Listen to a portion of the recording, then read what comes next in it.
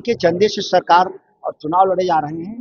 सैकड़ों घटनाएं ही अखबार और टीवी में आए, लाखों लोग जेल में, दर्जनों तो विधानसभा की शोभा बढ़ा रहे हैं, और ना कार्रवाई और ना कोई सुधार, इसकी चर्चा ही बंद हो जाती है। शराब माफिया ड्रोन ही गायब कर दिया, ये भी जानकारी ही नहीं है क्या आप लोग? देखिए यहाँ तो द्रौपदी का चीरहरण हुआ। बिहार में शराबबंदी और बढ़ते आपराधिक मामलों को लेकर बिहार सरकार को घेरते नजर आए बक्सर के सांसद सुधाकर सिंह। नमस्कार, मघी न्यूज देख रहे हैं आप, मैं संजना आपके साथ। बिहार में शराबबंदी, नीतीश कुमार और साथ साथ बढ़ते आपराधिक मामलों को लेकर आज बक्सर के सांसद सुधाकर सिंह से सवाल किया गया। उन्होंने सीधा सीधी बिहार सरकार को घेरा और ये कहा कि शराबबंदी नाकामयाब है। क्या कुछ कह रहे हैं सुधाकर सिंह, पहले पूरा उनका बयान सुनिए। हजारों घटनाएं ऐसी हैं बिहार में, सैकड़ों घटनाएं ही अखबार और टीवी में आए हैं। हजारों मौत, हजारों लोग अंधापन के शिकार हुए, विकलांगता के, लाखों लोग जेल में हैं। शराब माफिया आधे से ज्यादा पंचायती राज के पद पर चुनाव जीत चुके हैं, दर्जनों तो विधानसभा की शोभा बढ़ा रहे हैं। ठीक से जांच हो तो एक दो लोग सांसद भी बन गए होंगे, और फिर भी आज तक कोई इस पर कोई चिंता नहीं। अखबार में भी 2-3 दिन रहेगा एक खबर, टीवी चैनल पे 2-3 दिन, इसके बाद ना जांच और ना कार्रवाई और ना कोई सुधार, इसकी चर्चा ही बंद हो जाती है।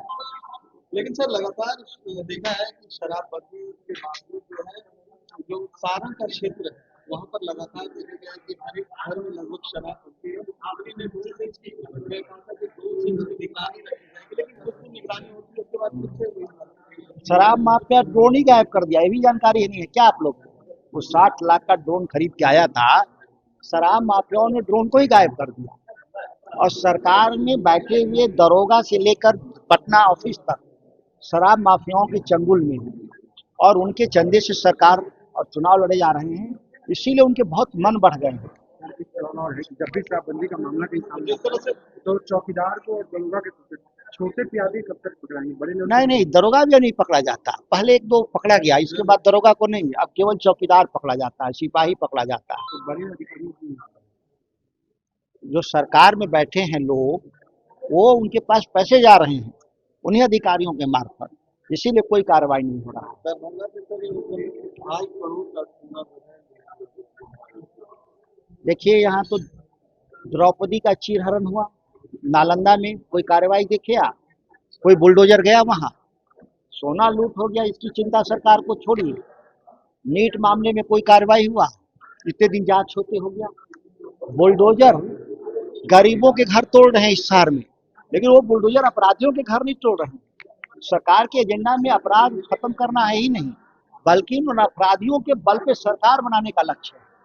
ये सरकार के लोग में बैठे हुए लोग लगे हुए हैं कि अपराधी ही उनको सरकार बनवाएंगे। आखिरी सवाल ये है सर कि दिल्ली यूनिवर्सिटी जो आपके लोकल गार्जियन थे, अब वो दिल्ली जा रहे हैं और सत्ता का निजाम बदल रहा है, तो क्या लगता है कि आपराधिक मामले में कमी आएगी? अपराध बढ़ेंगे, इसलिए ये माननीय मुख्यमंत्री जी व्यक्तिगत तौर पे साफ छवि के इंसान थे, लेकिन उनके इर्द गिर्द जो माफिया थे, अब माफिया ही सरकार चलाएंगे। इसीलिए अनुमान लगाइए कि उनके नहीं रहने के बाद और स्थिति बिहार की खराब होगी। तो सुना आपने किस तरीके से बिहार सरकार को घेरते नजर आए और साफ तौर पे नीतीश कुमार और सरकार पर हमलावर होते नजर आए। उनके पूरे बयान को लेकर अपनी राय कमेंट बॉक्स में जरूर दे। फिलहाल इस खबर में इतना ही। तमाम अपडेट्स के लिए बने रहें मगी न्यूज के साथ।